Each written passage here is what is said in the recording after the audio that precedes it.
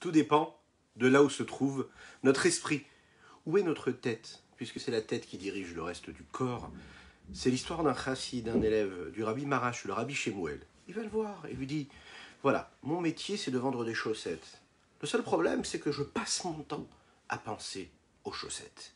Je les confectionne, je les vends, je les distribue. Et puis ça me prend beaucoup de temps, beaucoup d'énergie. Et puis ma tête ne fait que penser à ça.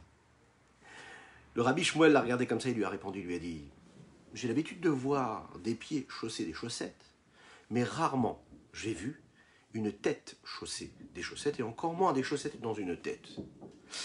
Est-ce que vous avez l'impression d'avoir la tête dans les chaussettes ou les chaussettes dans la tête? Alors vous allez me dire quand même, c'est une question à 7 heures de la journée. Oui.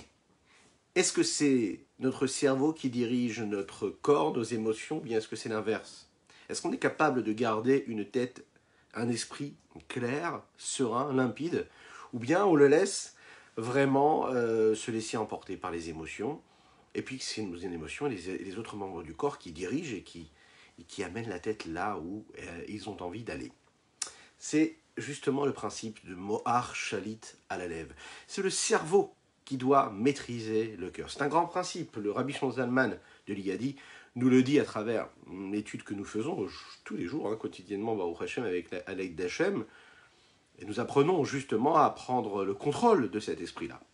Donc, la seule chose qui me reste à vous souhaiter, c'est bonsoir à toutes et à tous. Je suis infiniment heureux de vous retrouver en cet magnifique début de soirée que Dieu nous offre sur la terre. On va développer ensemble notre Tania du jour. Oui, ça n'est pas du tout l'horaire habituel, mais on y est presque. 18h30, bon, 6h30, 7h, c'est pareil. Là, on n'est pas le matin, on est le soir, mais étant donné que vous êtes nombreux et nombreuses à nous regarder en replay, et ça c'est parfait, donc il n'y a pas de problème, et on doit tenir ce Tania du jour. N'oubliez pas de partager, n'oubliez pas de commenter, n'oubliez pas de nous dire dans les commentaires ce que vous pensez. Posez vos questions, dites-nous ce que vous en pensez. Quelles sont vos interrogations? Est-ce que vous comprenez ces principes-là? N'hésitez pas à partager avec vos amis, n'hésitez pas à liker, n'hésitez pas à commenter, et surtout, que Dieu vous bénisse et qu'il vous protège. On démarre tout de suite notre Tania du jour, c'est-à-dire maintenant. L'Admor Hazaken, Rabbi Shlomo Zalman de l'Iyadi, c'est le fondateur de la Chassidut Chabad. Il a basé son enseignement sur ce principe-là, la Chassidut Chabad. Qu'est-ce que veut dire Chabad? Chochma, Bina, Da'at. La sagesse, la compréhension, le discernement, mais aussi le savoir, la conscience. Pourquoi? Pourquoi est-ce que c'est nécessaire de passer par toutes ces étapes-là? Parce qu'une personne peut savoir, peut avoir des connaissances multiples, variées, peut avoir beaucoup de connaissances, peut avoir énormément de connaissances, et pourtant passer complètement à côté de ce que veut dire la conscience de ce qu'elle connaît, de ce qu'elle maîtrise.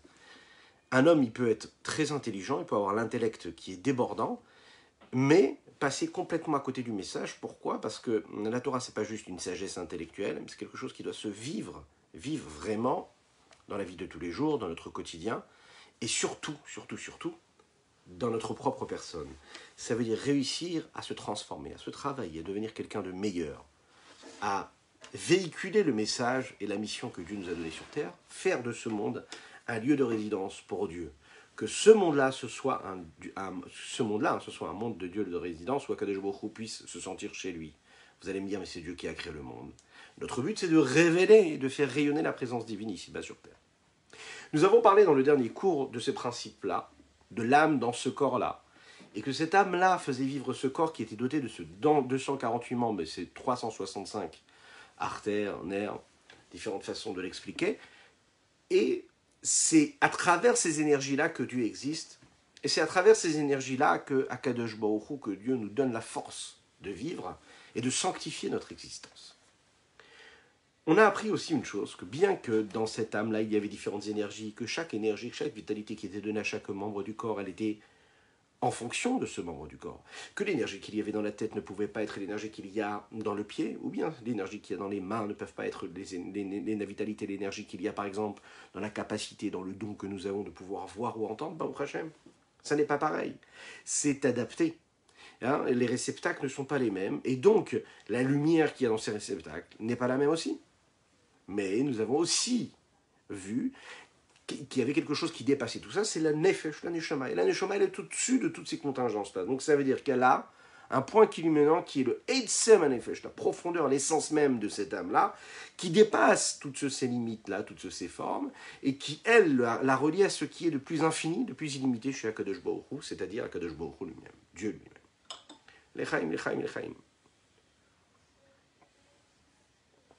Alors, vous savez que...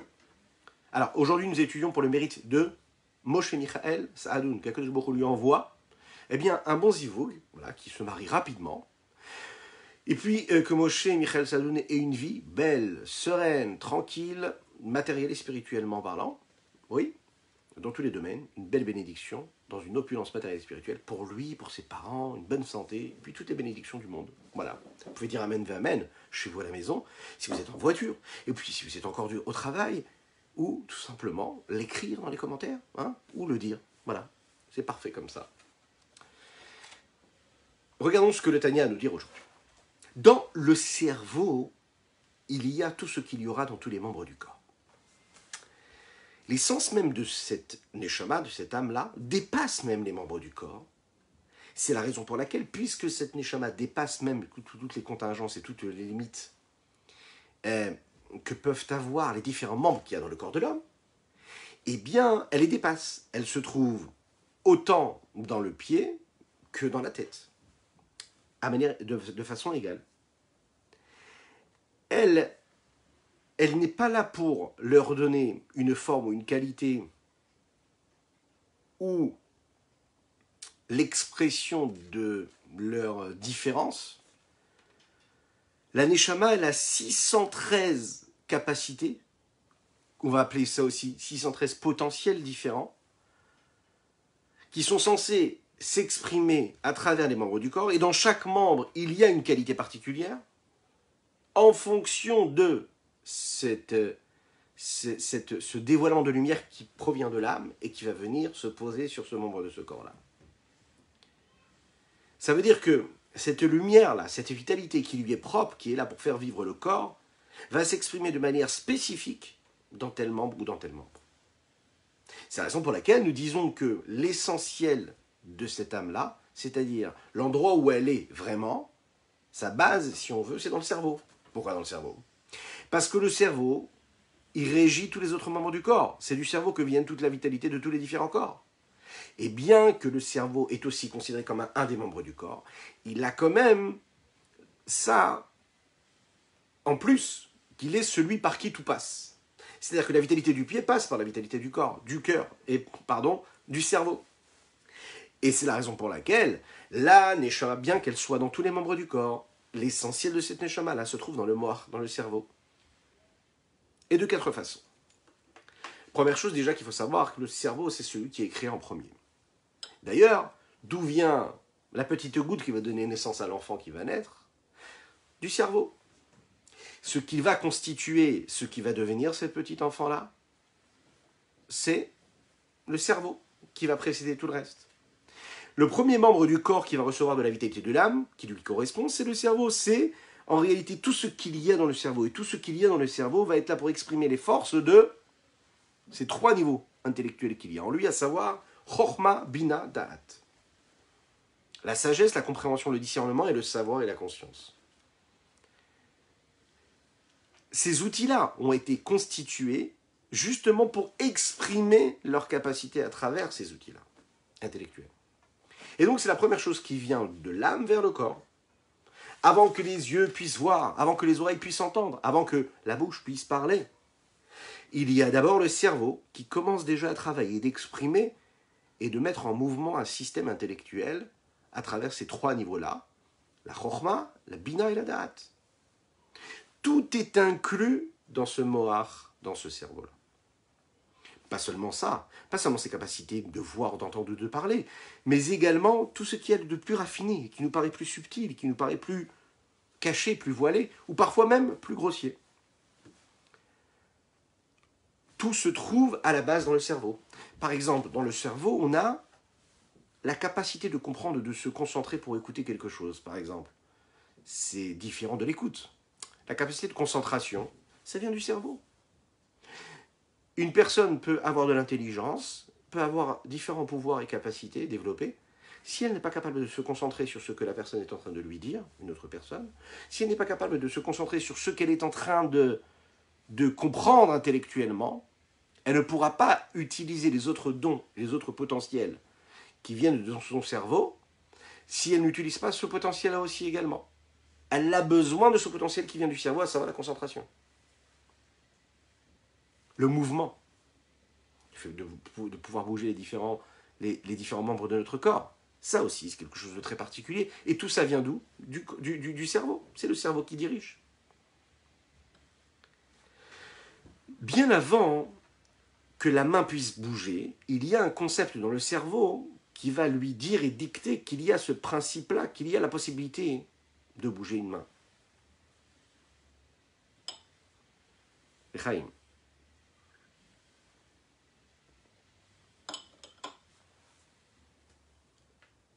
D'un autre côté, si Chasvé Shalom, un des membres du corps, n'est plus en bonne santé et n'a pas la possibilité d'exprimer le potentiel qu'il aurait la possibilité d'exprimer, pour différentes raisons, eh bien en réalité, il faut savoir que cette vitalité-là, qui devait y avoir dans ce membre de ce corps-là, mais qui ce membre de ce corps-là ne peut pas s'exprimer parce que la vie en a décidé autrement, alors cette vitalité, ce surplus d'énergie est toujours présent chez l'homme.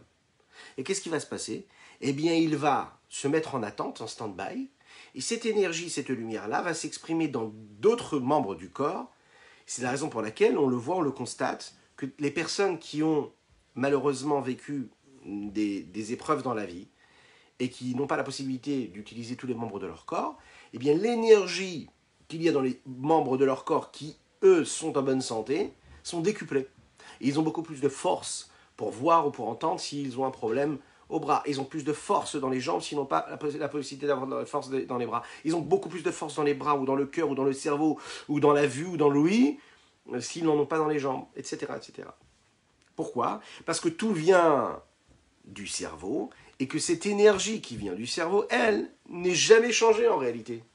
C'est les membres du corps qui, eux, reçoivent cette énergie qui peuvent parfois être en bonne ou mauvaise santé, que Dieu nous en préserve. Mais l'énergie, elle reste la même. Pourquoi est-ce que nous disons que dans ces cas-là, le mohar, il est chalit à la lèvre, que c'est le cerveau qui maîtrise le cœur? Parce qu'avant de dire que le cerveau maîtrise le cœur, le cerveau maîtrise tous les membres du corps. Et le cœur fait partie des membres du cœur, du corps. Puisque le cœur fait partie des membres du corps, donc il reçoit la vitalité, comme tous les autres membres du corps reçoivent la vitalité qui provient du cerveau. Puisque tous les membres du corps reçoivent cette lumière de l'âme, par l'intermédiaire du cerveau, alors leur dépendance de ce cerveau-là leur permet en réalité de comprendre et de se soumettre au bon désir, si on peut dire ainsi, du cerveau. Puisque c'est le cerveau qui donne à toutes les énergies qui vont aller dans chaque membre du corps. Et que le cerveau, d'où est-ce qu'il a cette énergie-là? D'où est-ce qu'il a ces lumières-là? Il les a de l'âme. Et donc, c'est ce qu'il va faire qu'en réalité, à travers cette énergie qui est dans chaque membre du corps, il y a l'âme qui va s'exprimer. Mais l'âme ne peut s'exprimer qu'à travers un intermédiaire. Et quel est l'intermédiaire de l'âme? C'est le cerveau.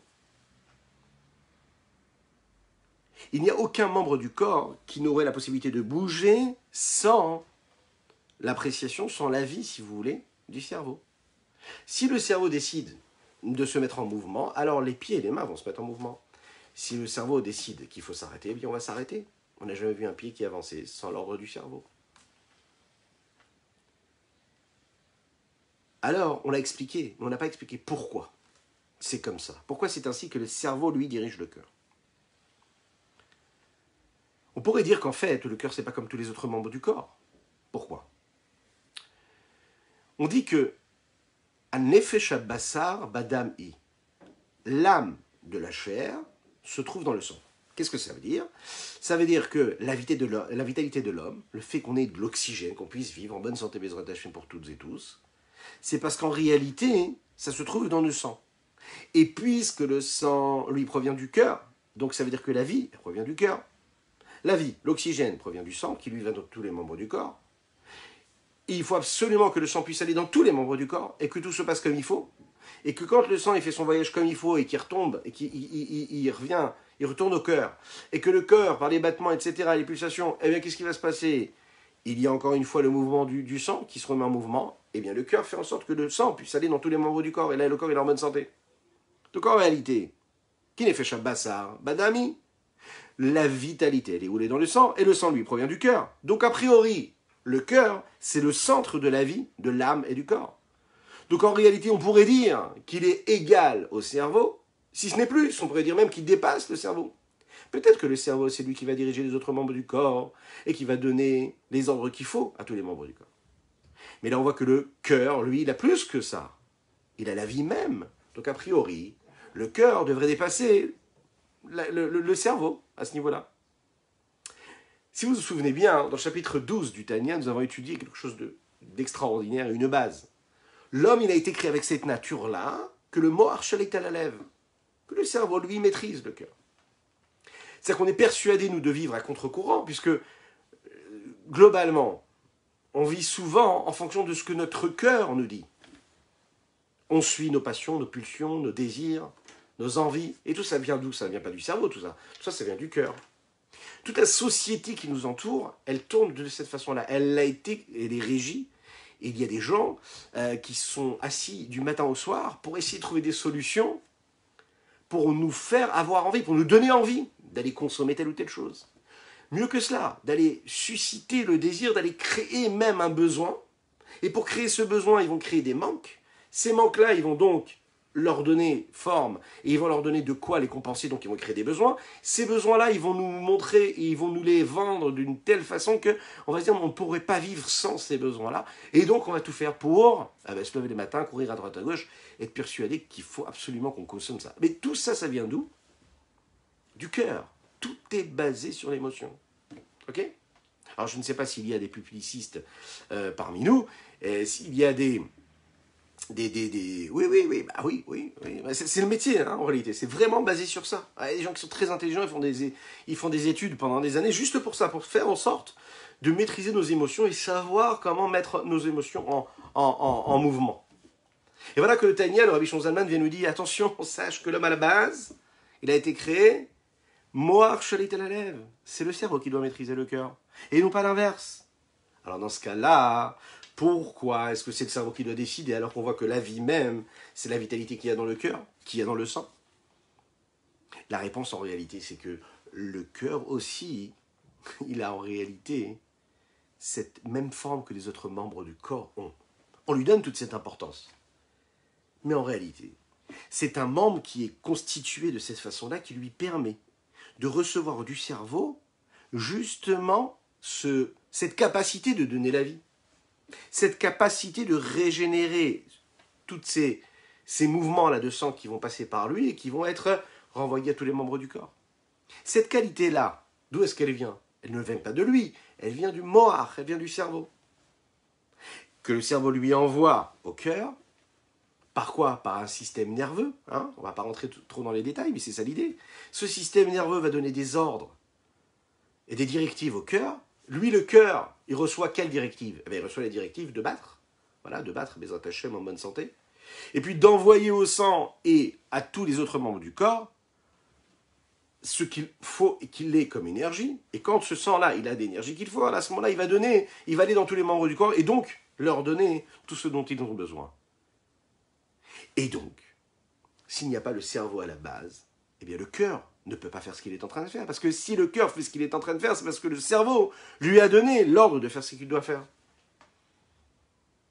C'est la raison pour laquelle ce principe de Moar Shalit à la lèvre, que le cerveau c'est lui qui maîtrise le cœur, c'est une révolution dans la vie d'un homme, et précisément dans la vie d'un juif, puisque ça lui permet de comprendre, quand il travaille dans ce sens-là, quand il vit avec ce principe-là, quand il met ça dans son front, sur le fronton de sa porte, quand il met ça dans son cerveau, quand il met ça comme le premier principe de vie qu'il doit avoir, eh bien, il change complètement son existence, il change sa façon de parler avec son épouse, il change, ou bien elle change sa façon de parler avec son mari, on change notre façon de parler avec nos enfants.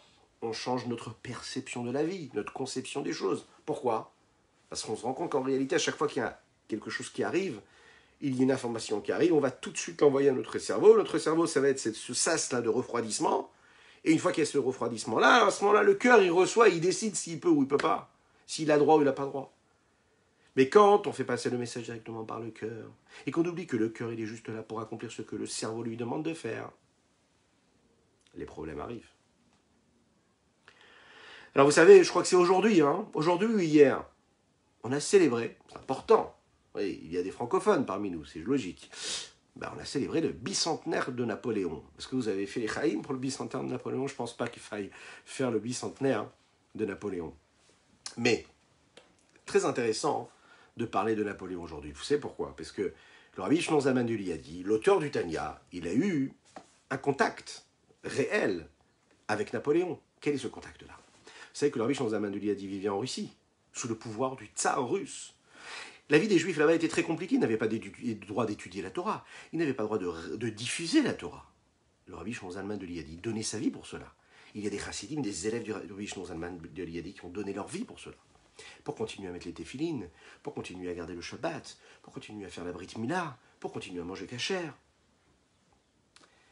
Quand Napoléon arrive et se met en mouvement pour combattre le tsar russe, on l'imagine bien, et il y a beaucoup de juifs en Russie qui ont pris le parti de Napoléon. A priori, le Rabbi Shimon Zalman de Liadi, voilà un grand libérateur qui arrive, Napoléon arrive, on sait qu'il était là pour justement libérer tous les peuples d'Europe, et qu'il allait faire pareil en Russie.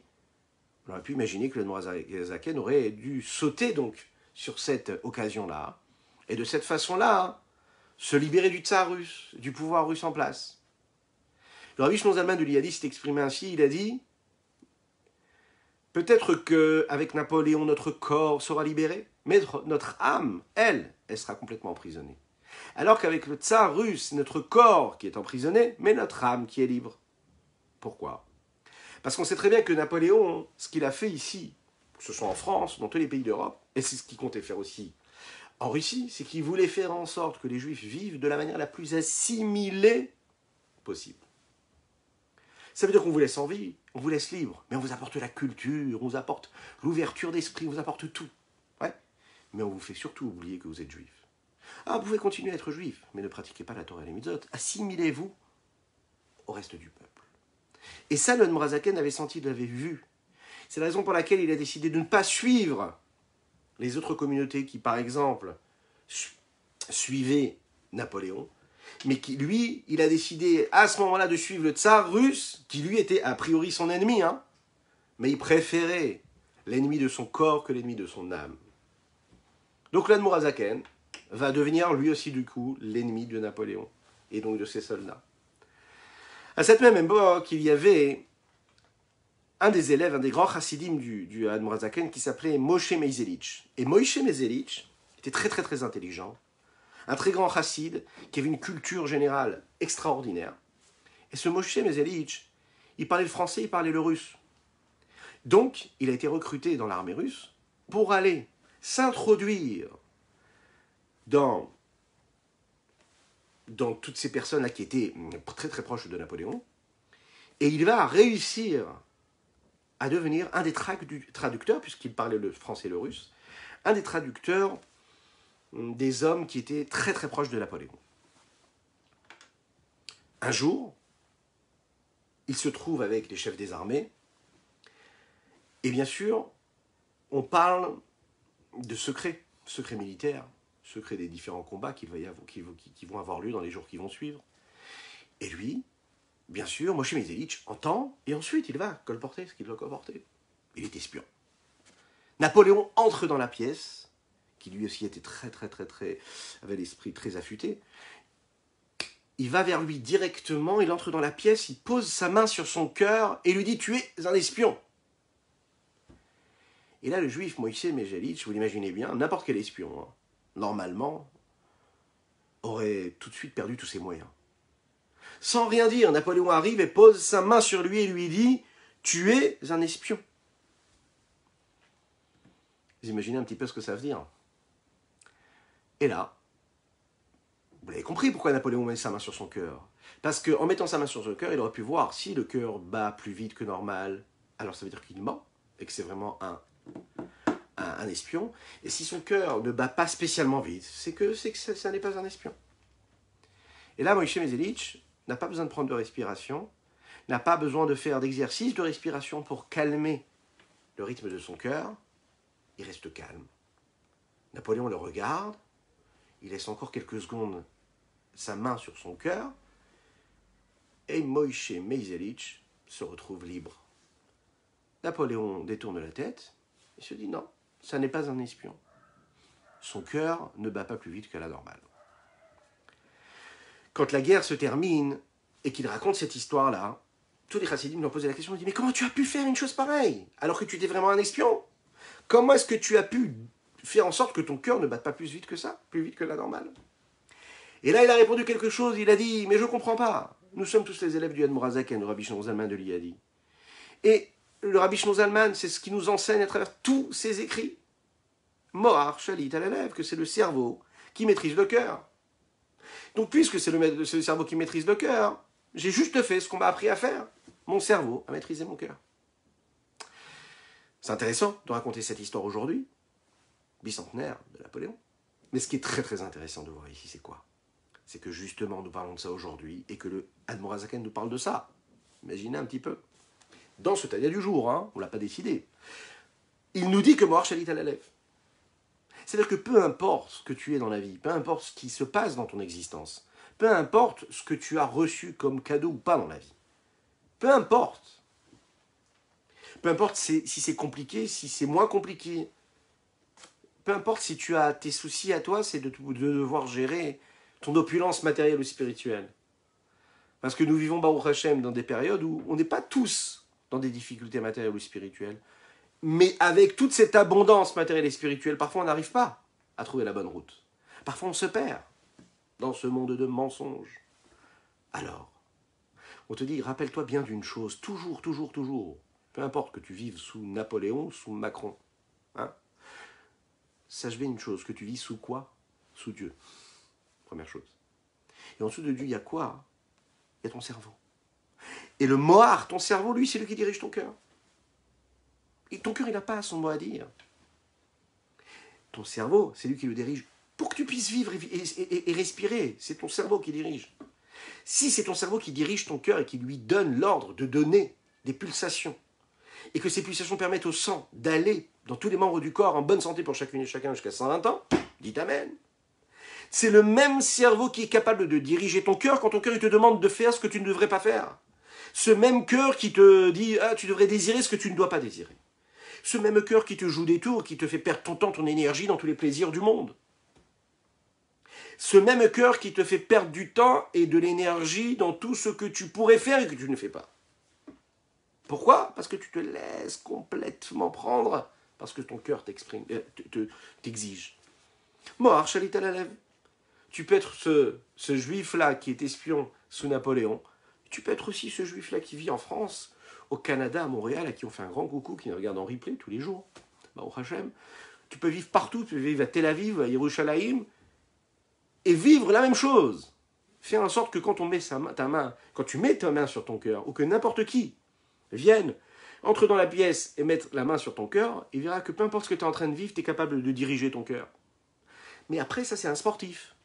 Ce chassid-là, il était juste là pour accomplir ce qu'il étudiait et les enseignements que le Rabbi Shlomo Zalman de Liadi lui avait toujours donnés. Juste d'accepter que le Mohar, il est Shalit à la lèvre. Que c'est le cerveau qui maîtrise le cœur. Que le cœur, il est là pour suivre ce que le cerveau lui demande de faire. Alors, est-ce que ça parle à toutes et tous? Oui, la réponse c'est oui. La réponse c'est que ça parle à nous toutes et à nous tous. Est-ce quel effort nous devons faire pour y arriver? Est-ce qu'il y a des techniques? La technique, c'est que c'est un entraînement. Vous savez, c'est la technique de la respiration. Qu'est-ce que c'est la technique de la respiration? C'est d'apprendre et d'entraîner notre cœur à ne pas s'emballer, d'accord? À réguler la respiration. Eh bien, cette même respiration physique, ça peut être une respiration cérébrale, intellectuelle. Elle doit être empreinte, d'accord? De quoi? De pureté, de sanctification et de sainteté. Un juif, il doit savoir que son cœur ne peut pas battre pour ce qu'il ne doit pas abattre.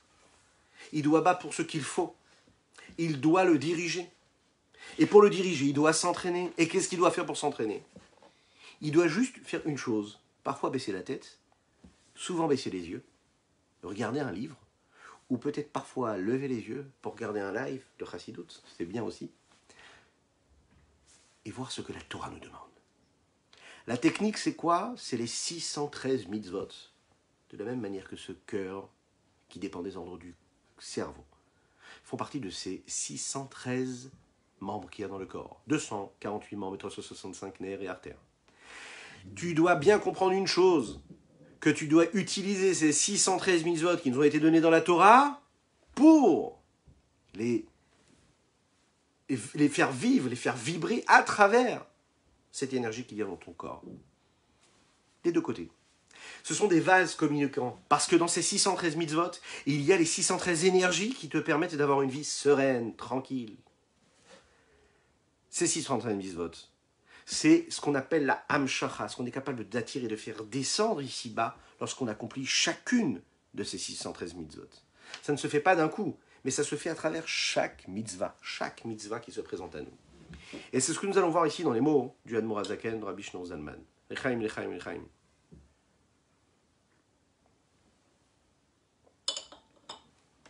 והנה המשכת כל התרי"ג מיני כוחות וחיות מהלם הנשמה אל הגוף להחיותו.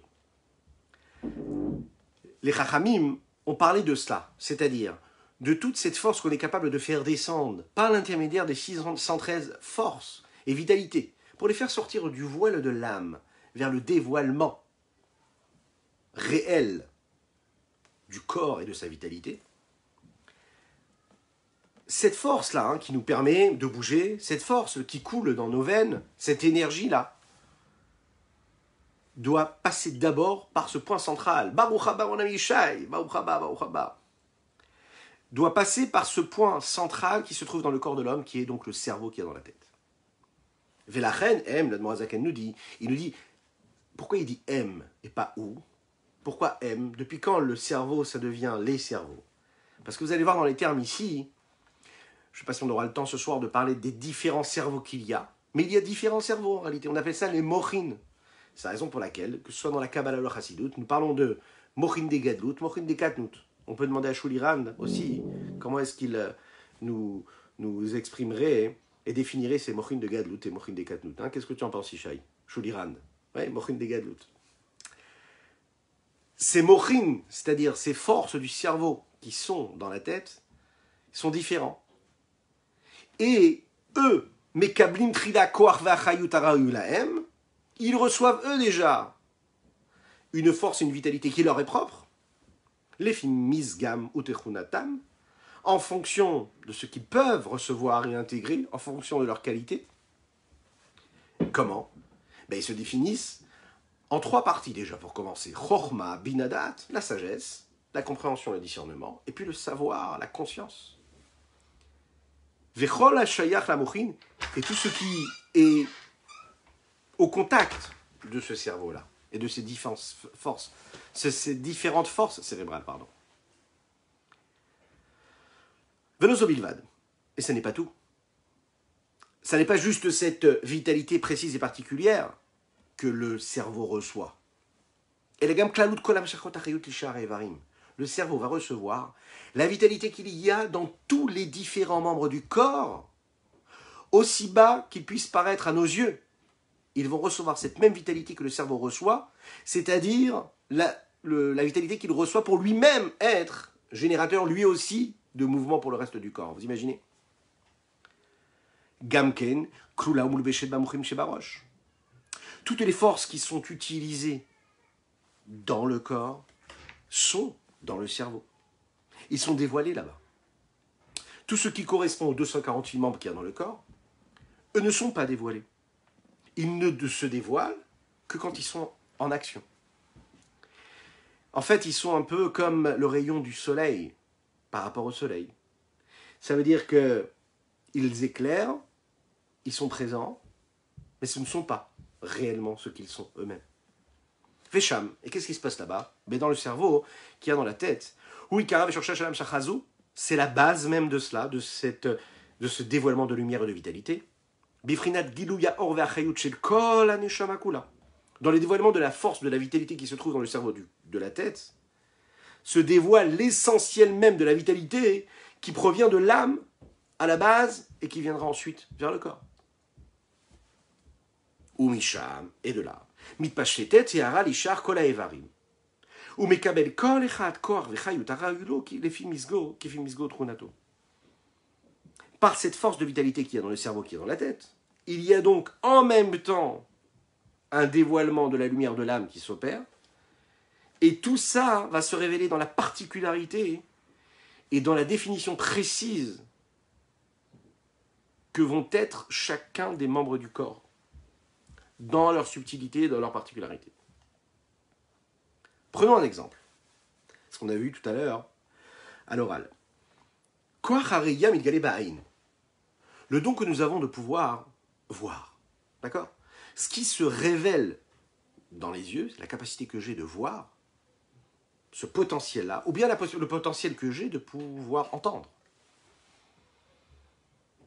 C'est un aperçu de la vitalité qu'il y a plus globale dans mon corps. Mais cet aperçu-là, il correspond vraiment à ce qu'il y a dans mes yeux et pas ce qu'il y a dans mes oreilles.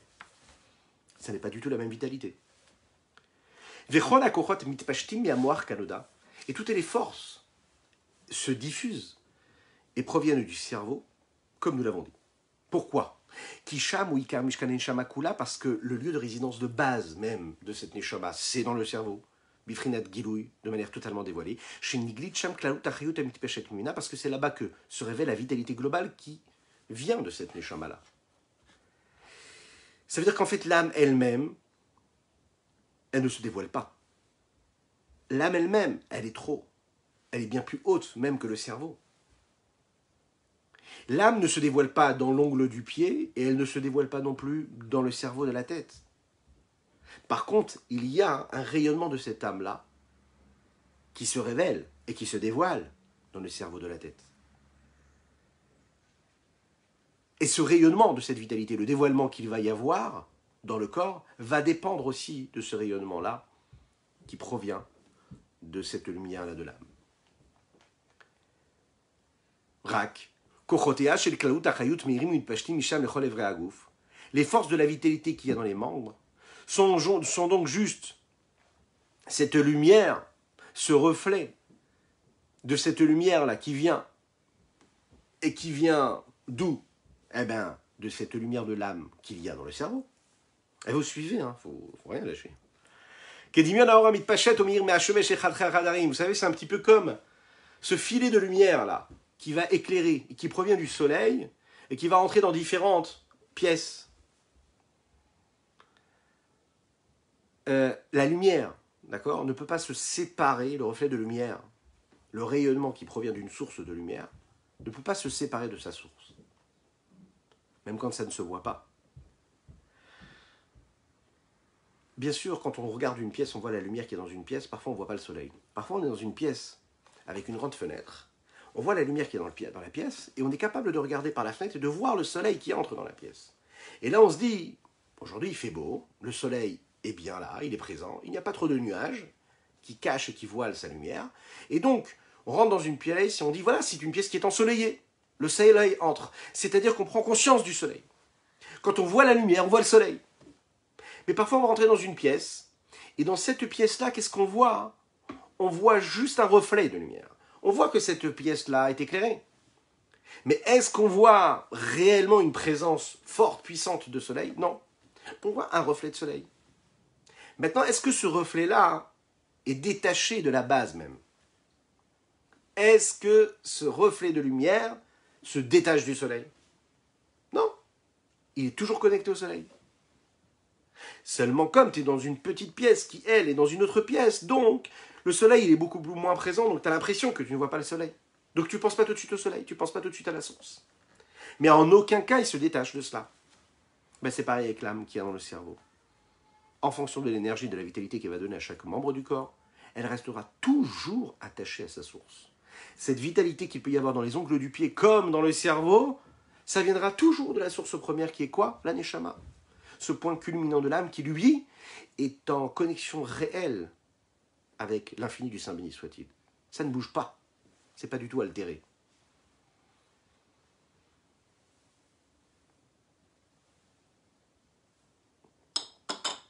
Va afilou alev, et même le cœur.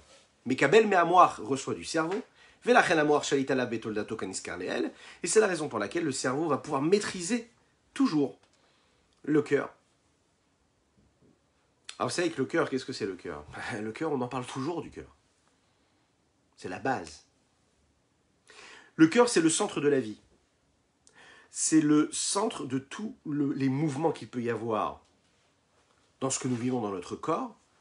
Comme le dit le Rav Adin Even Israël sur son explication du Tanya d'ailleurs, il nous rappelle quelque chose. On vit dans une société dans laquelle le cœur a beaucoup de place. On le disait tout à l'heure.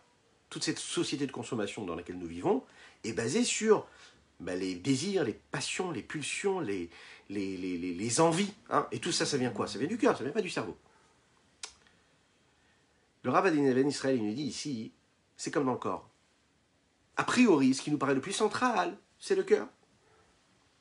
Parce que c'est du cœur que vient toute la vie, tout le mouvement de vie qu'il peut y avoir dans le cœur, dans le corps. Mais concrètement, il reçoit tout du cerveau. Comme nous l'avons dit, du système nerveux, hein, parce que le système nerveux, il est où? Il est dans le cerveau. Ce qui nous permet d'avoir des sensations, d'avoir une conscience, d'avoir une conception, d'être capable de mesurer la dose et le niveau de désir, de passion, de pulsion, d'envie que nous avons, c'est justement la capacité de jauger et de juger qui, elle, est cérébrale et qui elle, n'est pas sentimentale. Donc même nos sensations, nos émotions proviennent de quoi? De nos capacités à ressentir, mais en fonction des limites et de ce qui a été intégré intellectuellement par notre cerveau.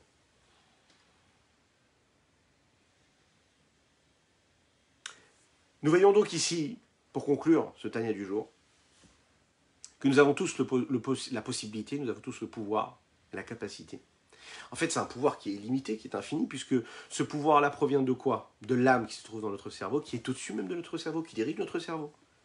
Et puisque la vie d'un juif, elle est basée sur ces 613 mitzvot qui nous ont été donnés par Akadosh Baruch Hu, il suffit juste d'aller régénérer les vitalités que nous avons en nous, qui se trouvent dans les 613 énergies qu'il y a dans la Torah. Et à chaque fois qu'on va accomplir la Torah, accompagner notre vie de cette perception de la Torah, de cette sainteté de la Torah, alors on aura une nouvelle vitalité. Et c'est ce qui nous permettra aussi également de diriger notre cœur où il faut. Parce qu'il faudra toujours s'en rappeler. Comme ce juste chassid qui a su répondre comme il fallait, sans ouvrir la bouche d'ailleurs, en maîtrisant son cœur devant Napoléon. Gardez toujours le cœur froid et la tête bien dirigée comme il faut. Je vous souhaite une excellente soirée. Je vous invite à partager, je vous invite à liker et à commenter cette publication afin que nous soyons encore et toujours plus étudier la Torah ensemble. Et rappelez-vous ce que le Baal Shem Tov a dit. Quand on diffusera les sources de Chassidut au plus grand nombre, c'est là que Mashiach arrivera. Et là, plus que jamais, on attend Mashiach, il arrive, il est tout proche. Bezrat Hashem, on se donne rendez-vous très bientôt, ici même, là. Et puis, je souhaite plein de bonnes choses. On peut déjà se dire Shabbat Shalom. Donc un très bon Shabbat à toutes et tous. Kol Tov.